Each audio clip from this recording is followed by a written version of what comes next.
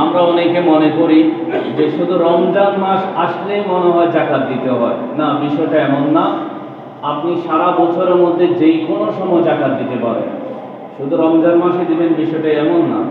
আপনি জানুয়ারি টু জানুয়ারি হিসাব করতে পারেন, ফেব্রুয়ারি টু ফেব্রুয়ারি হিসাব করতে পারেন, অর্থাৎ গত বছরের ফেব্রুয়ারি থেকে এ বছরের ফেব্রুয়ারি, বা আরবি মাস যদি হিসাব করেন তাহলে গত মহারম মাস থেকে এই বছরের মহারম মাস, গত বছরের সফর মাস থেকে এই বছরের সফর মাস, বা গত রমজান থেকে এই রমজান, এরকম আরবি মাস যদি হিসাব করেন তাহলে আরবি মাস তো আরবি মাস হিসাব করে এক বছর পর্যন্ত আপনার কাছে যে সম্পদ ছিল ওই সম্পদ হিসাব করে আপনি যাকাত আদায় করে দেবেন।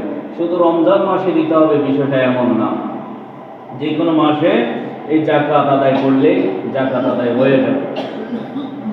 তবে যাকাতকে এমন একটা সময় আসবে, রাসূলুল্লাহ সাল্লাল্লাহু আলাইহি ওয়াসাল্লাম বলেছেন কিয়ামতের পূর্বে যাকাত দেওয়াকে জরিমানা মনে করবে।